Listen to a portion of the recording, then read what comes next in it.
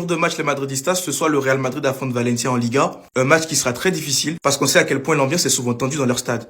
C'est un match qui reste tout de même très important pour la course au titre et on espère que les joueurs vont nous produire un très bon match. Parce qu'avec eux là, on ne sait jamais. En plus, regardez-les avec leur masque.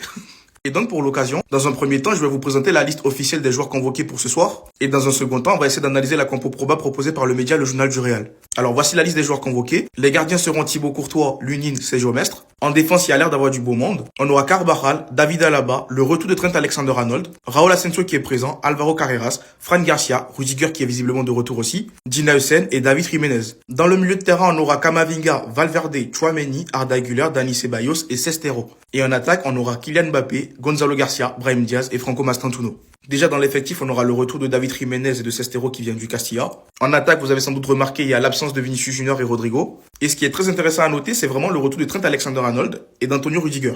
Par contre, toujours pas de Ferland Mendy. Déjà, avec la liste des joueurs convoqués, dites-moi dans les commentaires, c'est quoi votre compo idéal pour ce soir? Et là, on va passer à la compo probable proposée par le média Le Journal du Real.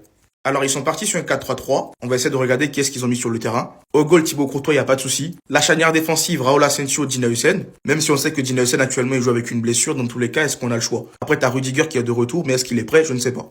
À droite, Alvaro Carreras titulaire. Et à droite, on aura Valverde. Ces derniers jours, on a remarqué que Arbeloa priorisait Camavinga latéral gauche. Mais le problème, c'est qu'il y a les médias qui nous disent que Arbeloa veut ramener des joueurs comme Camavinga, Valverde au milieu de terrain. Donc, ce qui veut dire que peut-être que Carreras va retrouver sa place dans le 11. Si Valverde retourne au milieu de terrain, peut-être que Trent sera titulaire. Mais bon. Au milieu de terrain, Tchouaméni, Arda Güler, Camavinga. Et devant, Mastantuono, Mbappé, Brahim.